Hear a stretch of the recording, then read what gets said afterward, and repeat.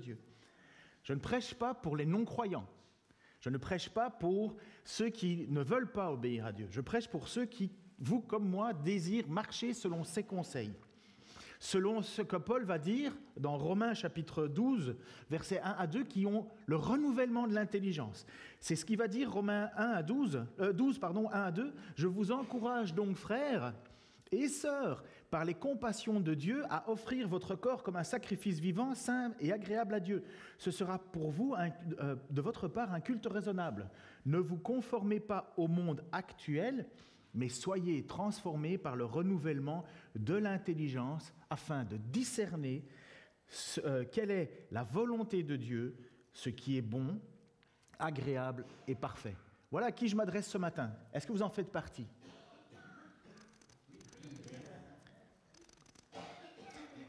Donc, renouvellement de l'intelligence afin de discerner ce qui est bon, ce qui est sain, ce qui est agréable, et ne pas se conformer au monde actuel. Bien souvent, je l'ai répété, je pense que vous le savez, et là vous allez me faire plaisir si vous répondez à voix haute. Quelles sont les trois luttes essentielles du chrétien ? Il y a trois choses que le chrétien, le suiveur de Christ, doit lutter. La première, c'est la chair. La deuxième, le monde. Et la troisième, le Chétan, le diable, l'ennemi. Ça, c'est la lutte absolue du chrétien. Premièrement, sa propre chair, son propre désir. L'apôtre Paul va dire « Je lutte contre le péché qui est en moi » et c'est pour ça que les chrétiens attendent la résurrection. Même si nous sommes déjà sauvés, nous savons très bien que nous péchons encore. Et nous en sommes tristes. Mais le jour de la résurrection, nous serons délivrés de ce corps de mort pour pouvoir être pleinement dans la puissance de Dieu. Nous serons déjà délivrés lorsque nous mourrons et que nous serons dans la présence de Dieu, de Jésus, puisqu'il est dit aux brigands, aujourd'hui je te le dis, tu seras avec moi au paradis, mais nous serons délivrés aussi lorsque nous serons avec un nouveau corps. Et notre âme, notre esprit qui veut plaire à Dieu sera totalement délivré de ce tiraillement qu'il y a en nous, la chair, malheureusement.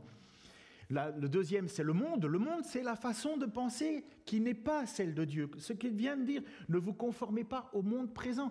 Et ça, c'est les pensées, les réflexions du monde, les cultures. Combien de fois on n'entend pas dire « Oui, mais ça, c'est ma culture. » Oui, non, ça, c'est ton péché que tu veux cacher derrière ta culture. Et il y a des choses où il y a des bonnes choses dans la culture, c'est vrai, mais il y a des choses où la culture, le monde dans lequel on vit, ne plaît pas à Dieu. J'ai encore des discussions, par exemple, juste la manière dont on dirige une église. Je peux vous assurer que dans une église, dans certains pays, on ne pense pas comme en France. En France, on pense être membre d'une église nous donne du pouvoir. Essayez de trouver ça dans l'Écriture. Ça n'existe pas. Mais nous, c'est notre monde, c'est notre chose habituelle. Donc pour nous, on pense que c'est normal. Mais il faut regarder ailleurs, il faut voir ailleurs. Et chacun va dans sa culture chercher des, entre guillemets, raisons de ne pas vivre selon ce que l'Écriture demande.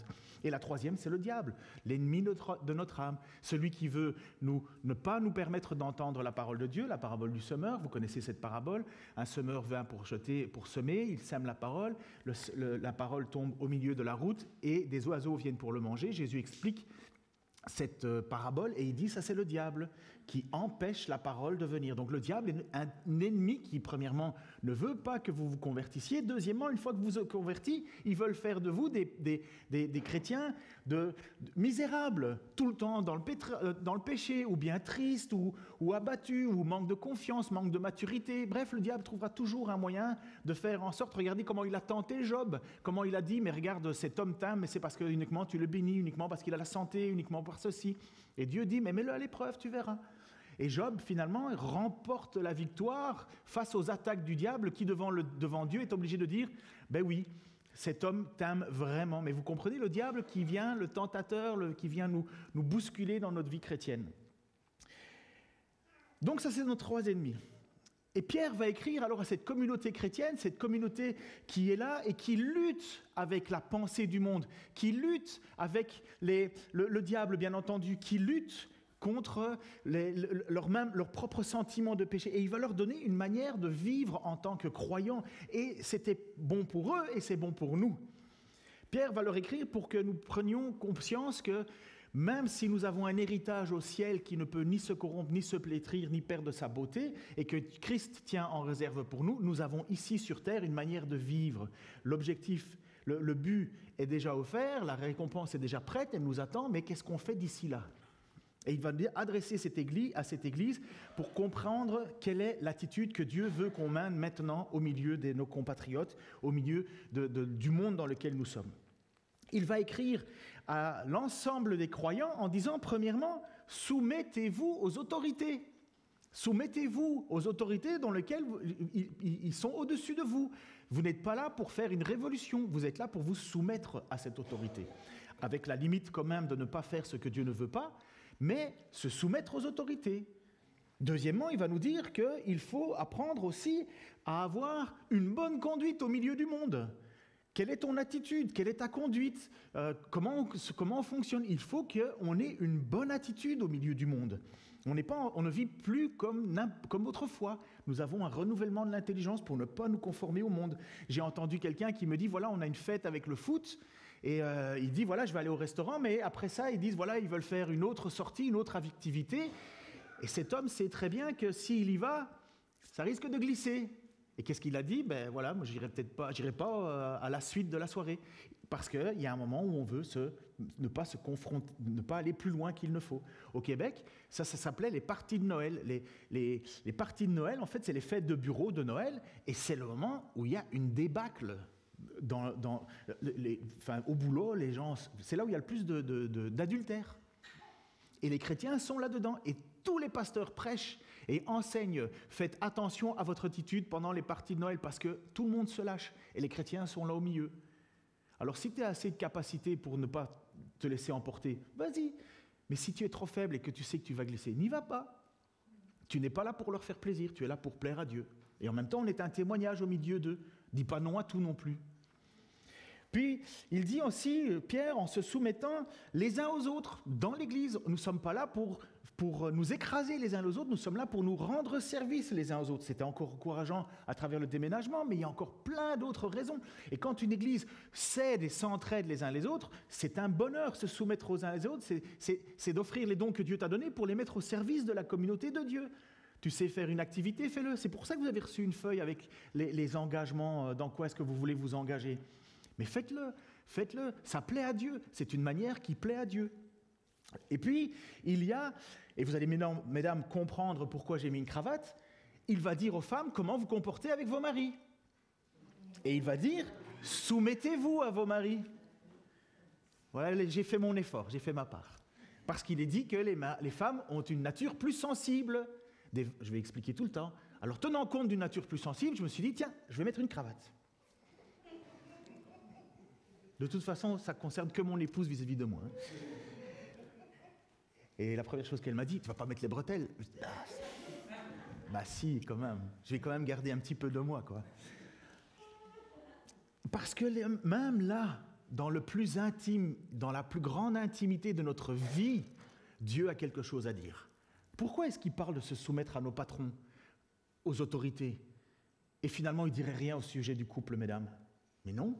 Parce que dans un couple, et il va dire aussi au mari comment il doit vivre, c'est la plus grande intimité. Quand je suis seul avec ma femme, il n'y a plus de filtre. Je ne suis pas en représentation. Ma femme me voit tout nu. Pas vous? Enfin, vos époux, vos femmes? Pas moi, bien sûr, mais vous comprenez, il n'y a plus d'intimité. On ne joue pas un rôle. On s'engueule, on se pardonne, on se tire la tête. Mais il n'y a pas de filtre. Qui me connaît mieux que ma femme? Peut-être mes enfants et encore, il y a une limite. Mais qui connaît les moments les plus difficiles que j'ai, les moments les plus joyeux, les moments de folie? Ma femme. Et je connais la même chose pour ma femme. Ça veut dire qu'à ce moment-là, dans cet endroit-là, dans cette intimité-là de ma vie, Dieu a quelque chose à dire. Pourquoi? Mais parce que c'est là que je joue plus l'histoire, je fais plus semblant. On peut faire semblant un petit temps, mais pas très longtemps. Et là, Dieu a quelque chose à dire. Et il va demander au couple chrétien de mettre même là notre vie en ordre. L'hypocrisie, c'est facile. Faire semblant avec un beau visage pendant 1h30 à l'église, c'est facile. Mais une vie complète à côté de ton épouse ou une vie complète à côté de ton époux, les sauts d'humeur d'une femme, va-t'en comprendre. Mais enfin, j'ai dit la même chose hier, ça lui faisait plaisir. Je lui dis en même temps, aujourd'hui, ça ne fait pas plaisir. Qu'est-ce qui se passe? Qu'est-ce que j'ai fait? Qu'est-ce que j'ai dit? Ah, tu ne me comprends pas. Non, c'est sûr. Et voici ce que l'apôtre Pierre va dire à ces femmes. Vous de même, et j'explique vous de même dans 2 minutes. Vous de même, femmes, soumettez-vous à votre mari. Ainsi, ceux qui refusent de croire à la parole pourront être gagnés sans parole par la conduite de leur femme, en observant votre manière de vivre pure et respectueuse, que votre parure ne soit pas une parure extérieure, cheveux tressés, ornements d'or ou vêtements élégants, mais plutôt celle intérieure et cachée du cœur, la pureté incorruptible d'un esprit doux et paisible, et qui est d'une grande valeur devant Dieu. C'est ainsi que les femmes saintes qui espéraient en Dieu se paraient autrefois. Elles se soumettaient à leur mari comme Sarah, qui a obéi à Abraham en l'appelant son Seigneur. Ça m'a toujours fait rêver, ça. Vous êtes devenues ses filles en faisant ce qui est bien, sans vous laisser troubler par aucune crainte. Marie, vivez de même, en montrant de la compréhension à votre femme, en tenant compte de sa nature plus délicate. Montrez-lui de l'estime, car elle doit hériter avec vous de la grâce de la vie. Agissez ainsi afin que rien ne fasse obstacle à vos prières. Vous de même. Lorsque Pierre commence en disant « vous de même », remonte l'image juste avant s'il veut bien. Vous de même. Michael a l'air de se réjouir de ce texte. Je te comprends, beau-fils, moi aussi. Je vais l'expliquer un peu plus clairement pour faire égal, hein, balle au centre. Vous de même. Pourquoi il dit vous de même? Parce qu'il nous a donné un exemple. Il a donné un exemple pour comment se soumettre à son patron, aux autorités, mais il va dire surtout le vous de même parce qu'il va prendre en exemple quelques versets plus loin, plutôt ce qu'il a dit avant en disant Christ s'est soumis. Christ s'est soumis, Christ s'est offert. Et donc vous de même, serviteurs, soumettez-vous. Vous de même, femmes, soumettez-vous. Vous de même, Marie. Pourquoi? Parce que Christ est le modèle. On ne fait pas tout ça pour paraître dans une tradition. On le fait parce qu'on veut plaire à Dieu. Parce que Christ est notre modèle. C'est vers lui que vont nos regards. Voilà ce qu'il a dit. Il a dit en 1 Pierre 2, 21, « De fait, c'est à cela que vous avez été appelés, parce que Christ aussi a souffert pour nous, vous laissant un exemple afin que vous suiviez ses traces. » Et c'est pour ça qu'il dit « Vous de même, comment suivre les traces, serviteurs. Vous de même, femmes, comment suivre les traces. Vous de même, Marie, comment suivre les traces. » Voilà pourquoi nous le faisons. Voilà pourquoi quelqu'un qui ne veut pas obéir à ces paroles-là ne désire pas suivre Christ. Mesdames, une femme qui n'accepte pas ces choses-là en se disant chrétienne, elle a un problème puisque c'est à ça qu'on est appelé. Ce n'est pas pour faire plaisir à la culture ambiante. Je suis en plein contre la culture en disant ça. Mais à qui voulez-vous plaire? À qui je veux plaire? À qui? Ça ne m'intéresse pas de prêcher ou faire semblant de vouloir faire fonctionner la pensée du monde avec la pensée de Dieu, non. J'ai écouté plein de prédications, plein de prédicateurs, de très bons prédicateurs, mais qui, dès qu'ils abordent ce texte-là, marchent sur des œufs, comme ça. Oh, ils font l'équilibriste en disant « Désolé, mesdames, mais il y a quelque chose à vous dire, mais je vais le dire très vite pour que ça ne fasse pas mal. Mais je vais tellement insister sur le cas du mari que vous allez voir, ça va passer. » Non, je suis désolé, je ne peux pas. Nous allons et nous voulons marcher comment Dieu fonctionne. Et dans ce passage-là, le texte est essentiellement tourné vers la femme et sur le mari. 6 versets pour la femme, 1 verset pour le mari. C'est qu'il y a quelque chose qui doit être enseigné parce que c'est à l'inverse de la pensée, de la pensée que Dieu veut et on lutte contre le monde. Mais c'est un projet bienveillant. C'est un projet qui vient de Dieu et c'est un projet que Dieu bénit. Voilà ce que Dieu cherche pour nous. Si nous n'acceptons pas, autant les hommes que les femmes, à se soumettre à ce texte-là, nous avons un problème. Les épouses doivent comprendre, premièrement, que mener ce projet, ça a un objectif. Et le premier objectif, c'est dans le cas où le mari est non-croyant. Il va dire ainsi, ceux qui refusent de croire à la parole pourront être gagnés sans parole par la conduite de leur femme. Tu peux remettre je pense que je ne l'ai pas mis en vidéo, mais je voudrais que ces 2 images avant. Ouais, je pense que c'est ça. Ouais, voilà. Donc, femmes, soumettez-vous à vos maris. Ainsi, ceux qui refusent de croire à la parole pourront être gagnés sans parole par la conduite de leur femme en observant votre manière de vivre pure et respectueuse. La première chose que Dieu utilise dans ce cas-là, c'est que cette attitude a un objectif, la conversion. La conversion. Ça veut dire qu'en ayant l'attitude de se soumettre à son mari, nous avons un objectif, c'est que cet homme qui n'est pas marié, pas chrétien, pardon, on va en discuter, voit pratiquement, intimement ce que c'est être un chrétien. Sans parole. Combien, et pardon, je suis désolé, je vais être un peu cash, mais j'ai mis une cravate, donc je peux. Combien de femmes n'arrêtent pas de casser les pieds à leur mari, non-croyant, mais ont une attitude déplorable. Alors que l'apôtre Pierre nous dit, parfois là, sans parole, nous pouvons les toucher. Il y en a certains, là, je suis désolé, et c'est pas pire, c'est pas mieux pour les hommes, mais le texte parle de ça, il parle de ça. Est-ce que vos babines vont avec vos chaussures aux talons? Est-ce que vos babines fonctionnent avec vos bottines? Ça, c'est l'expression québécoise, mais une bottine pour une femme, c'est... Ça veut dire, est-ce que ton mari qui est non-croyant, est-ce qu'il entend juste parler de Dieu ou est-ce qu'il voit Dieu agir dans ta vie? Puisqu'il le dit, c'est ça sa parole. Ainsi, ceux qui refusent de croire à la parole pourront être gagnés sans parole par la conduite de leur femme. Deuxièmement, lorsque j'aborde ce texte, je suis toujours un petit peu circonspect, peut-être vous aussi. J'ai toujours eu un problème avec une croyance de notre milieu chrétien, mais qui est là. C'est la question du mariage entre un chrétien et un non-chrétien. Je me suis toujours dit que si c'était un péché, Paul et Pierre demanderaient de se séparer. Ils diraient, ben non, il ne faut pas rester dans cet état-là. Si c'était un grave péché, on ne resterait pas ensemble. Pierre dirait, abandonne le péché. Jésus va dire à une femme, cesse de pécher. Donc si c'était un péché incommensurable, Pierre dirait, non, ça, vous mettez ça de côté, c'est fini. Ce n'est pas la même chose dans l'Ancien Testament. Dans l'Ancien Testament, ils ne pouvaient pas se marier. Les femmes et regardez l'histoire du prophète Zacharie, ça a bardé. Dans le Nouveau Testament, apparemment, quelque chose est ouvert, quelque chose est différent. Il y a une marche différente. Mais Paul et Pierre ne demandent pas non plus de le faire. Et il faut réfléchir, parce que pour moi, ce texte qu'on lit ce matin doit être plus grand qu'une interdiction. Il doit être le fait qu'on doit réfléchir, mesdames, consciemment, à l'engagement que l'on prend en tant que croyant dans une relation avec un mari non-croyant. Il n'est pas permis de se dire « je vais faire en sorte de me marier avec quelqu'un de non-croyant et puis il va se convertir ». Qu'est-ce que t'en sais? Qu'est-ce que t'en sais?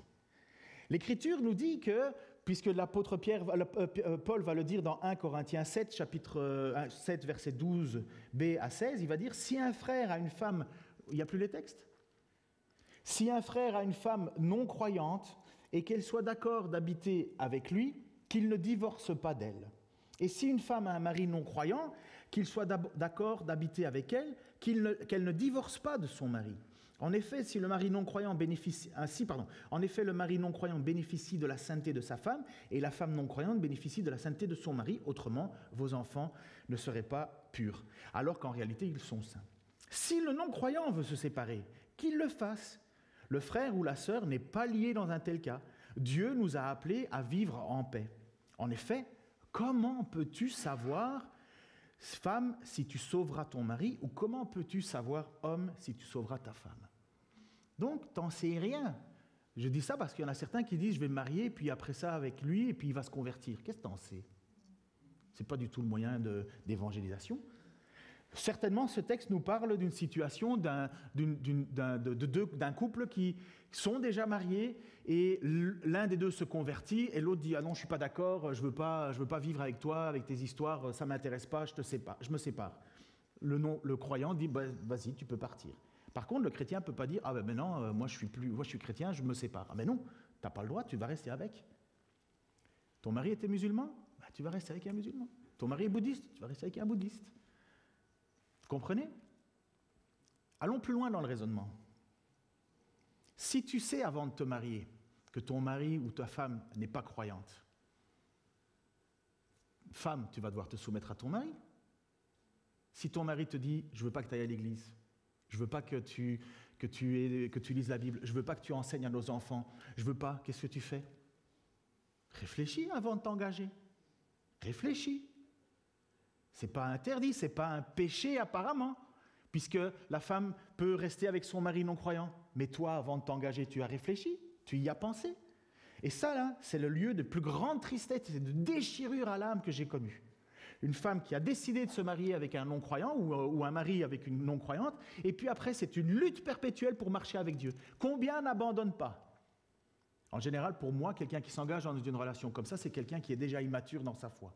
La seule chose qu'il désire, c'est son propre bonheur, et ce que Dieu attend, second plan. Et vous allez voir ce que les chrétiennes se trouvaient à l'époque confrontées.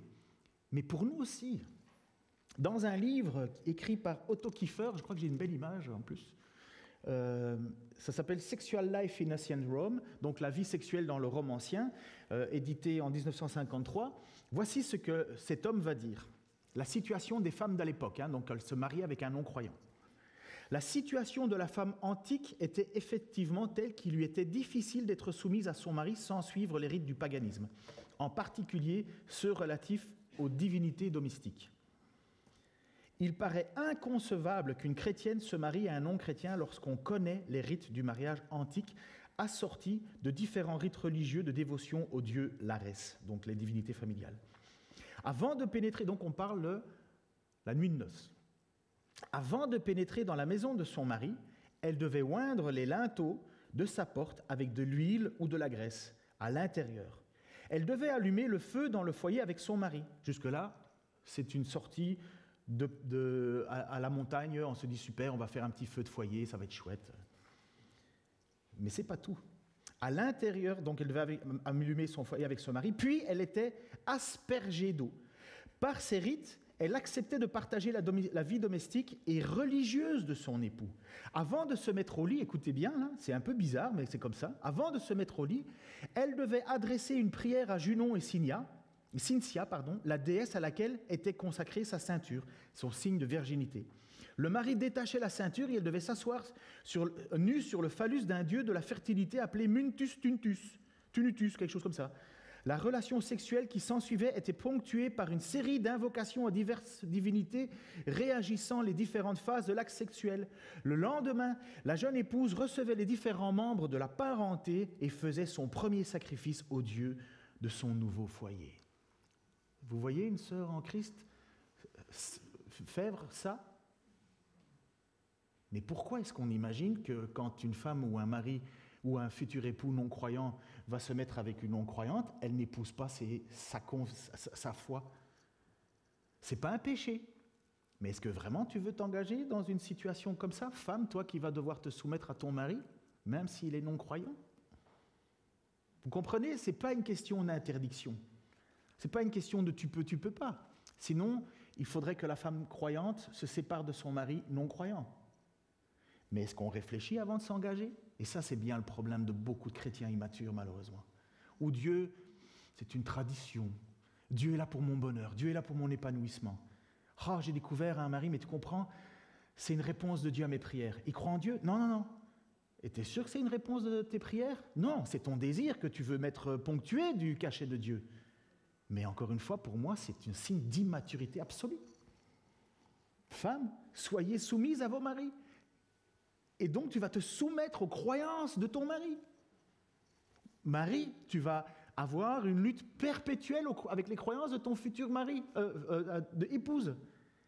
Un chrétien réfléchit. Ce n'est pas une question de tu peux pas. C'est une question de qui est le premier dans ma vie. Tu trouves personne de croyant. Est-ce que tu es obligé de te marier? Est-ce que Dieu a dit tu dois te marier?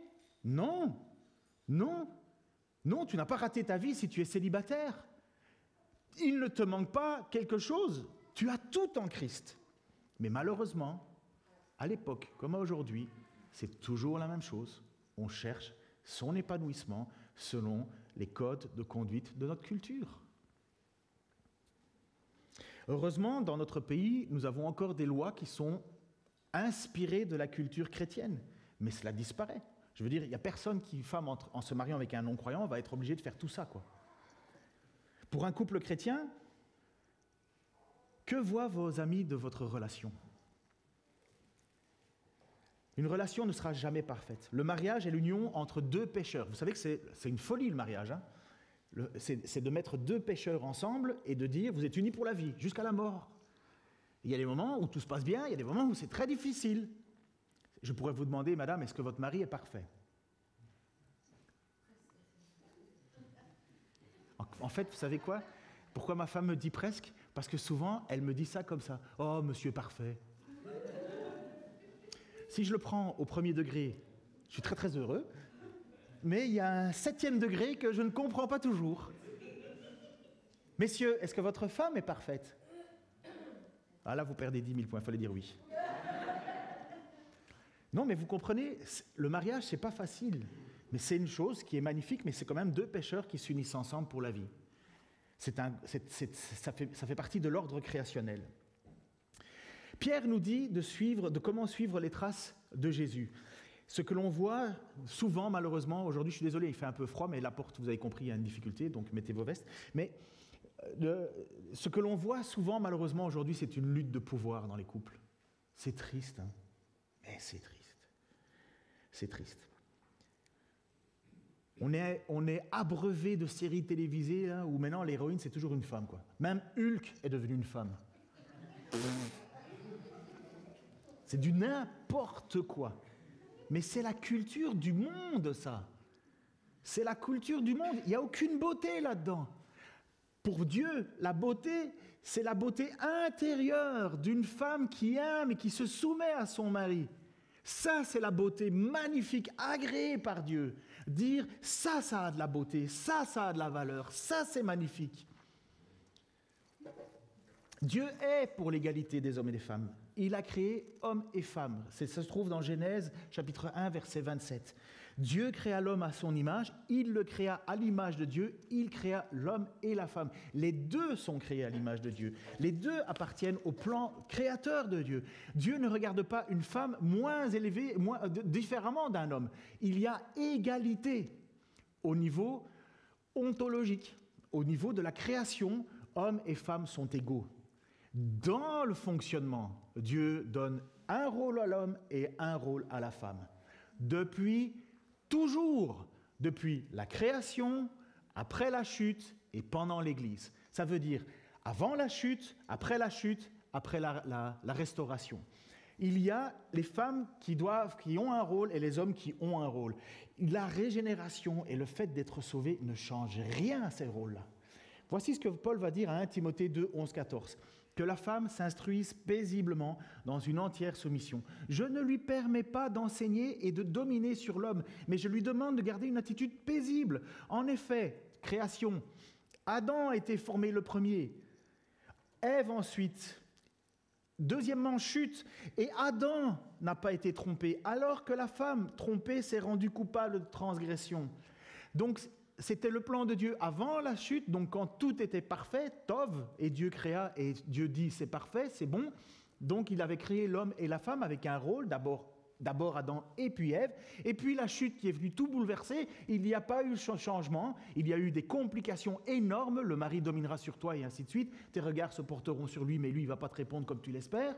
Bref, mais à la régénération, lorsque Dieu rétablit la relation homme-femme en Christ, il ne change pas les rôles.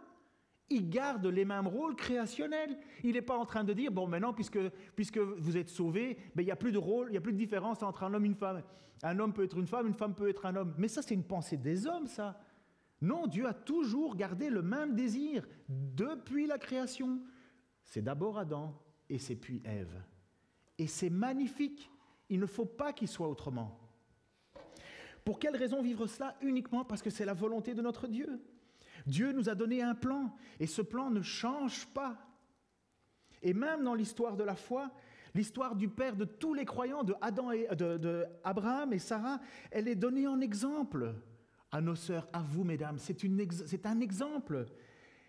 Elle ne cherchait pas la beauté extérieure, et pourtant, elle était magnifique, cette femme-là, puisque même le texte nous dit qu'Abimélec a voulu prendre cette femme, le roi Abimélec a voulu prendre cette femme parce qu'elle était tellement belle. Donc, et Sarah, elle ne cherchait pas la beauté extérieure, elle cherchait la beauté intérieure. Bon, il y a certains matins, mesdames, messieurs, on mise tout sur la beauté intérieure, parce que quand on se regarde dans son miroir, on se dit, ouf, Mieux vaut que je mise sur la beauté intérieure.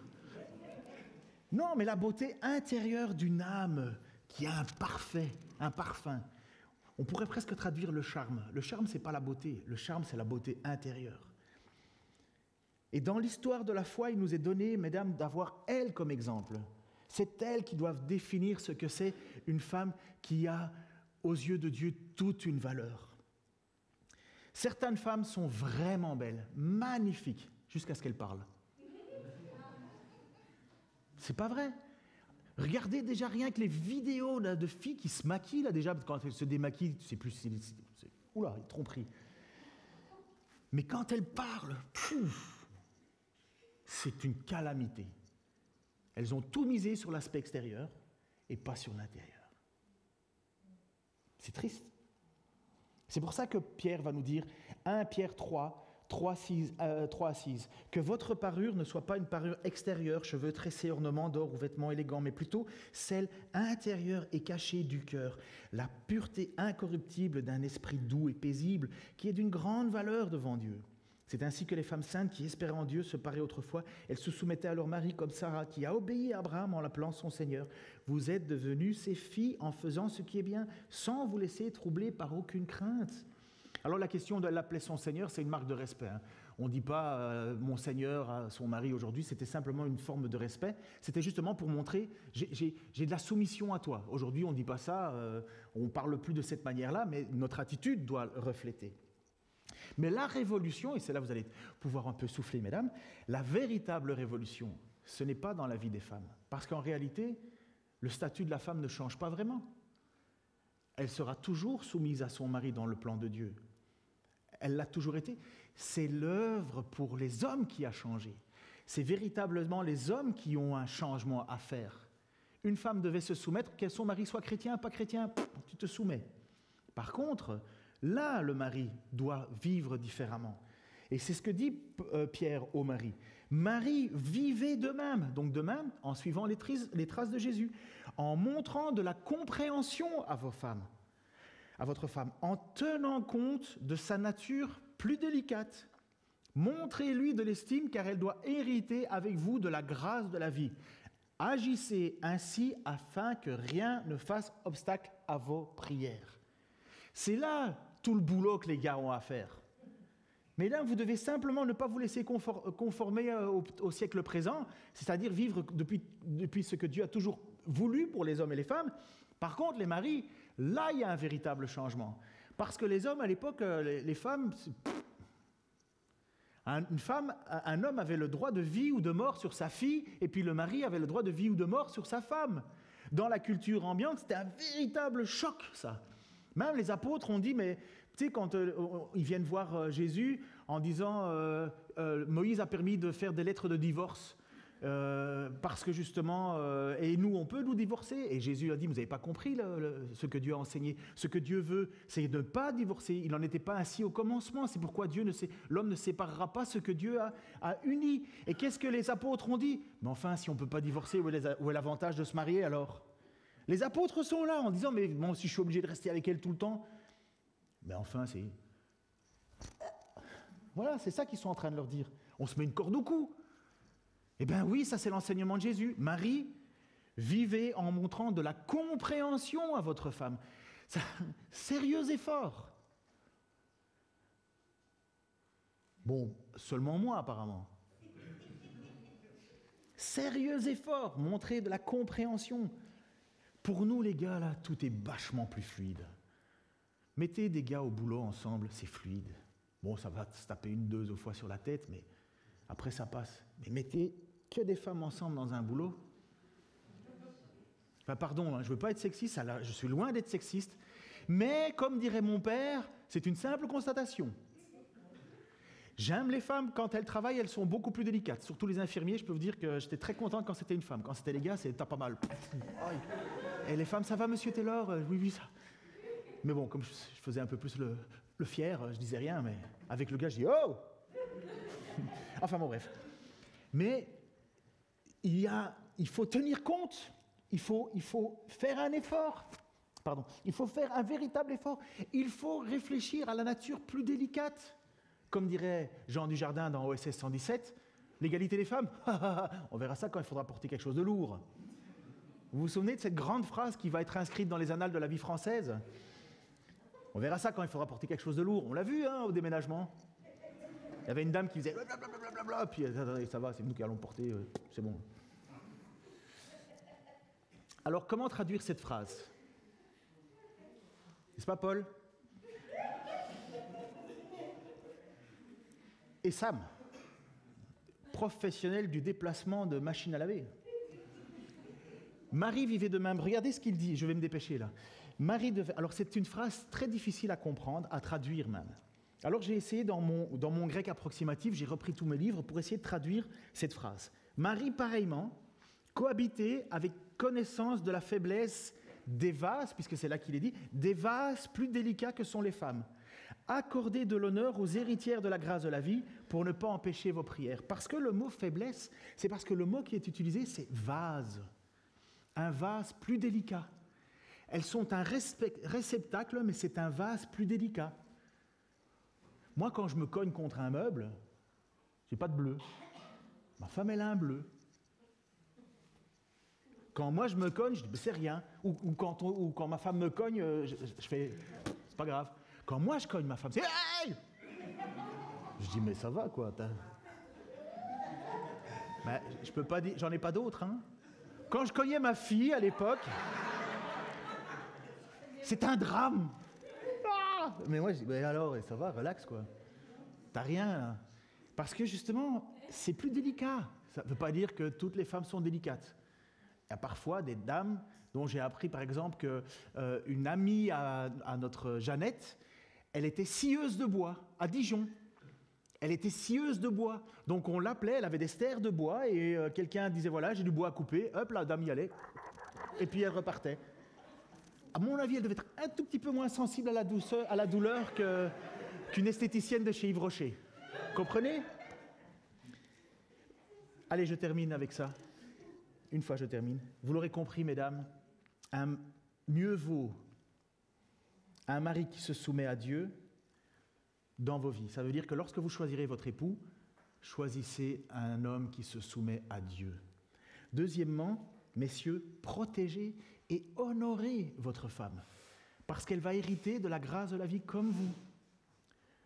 Deuxièmement, vous l'aurez compris, mesdames, si votre mari ne croit pas, vous êtes en mission silencieuse dans votre couple. Et vous avez comme sœur et comme modèle Sarah, la femme d'Abraham. Et puis, vous l'aurez compris, mesdames, j'espère, que tous les produits de beauté les plus efficaces ne se trouvent pas chez Sephora, chez Yves Rocher, chez Yves Saint-Laurent, chez Jacques Dessanges.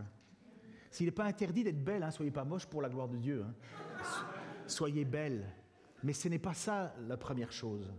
Ce n'est pas ça la première chose. Ça veut dire que notre aspect, ce n'est pas ça qu'on doit voir uniquement. Non, ce qu'on voudrait voir et ce que Dieu veut voir, c'est dans votre soumission volontaire à votre mari. Et ça, c'est une beauté qui plaît au Seigneur, qui plaît à son Église et qui impacte le monde, puisque c'est comme ça qu'on peut les toucher, les maris non-croyants, sans parole. Seigneur, merci pour cette parole qui est autorité dans notre vie de nous croyants. Autorité, Seigneur, parce qu'elle vient de toi, elle ne change pas, elle est immuable. Je te prie pour mes sœurs qui ont affaire à des maris compliqués, si pas pénibles. Donne-leur, Seigneur, de la persévérance, de la foi. Qu'elles puissent même, Seigneur, se soumettre à ces maris non-croyants dans le but de les gagner.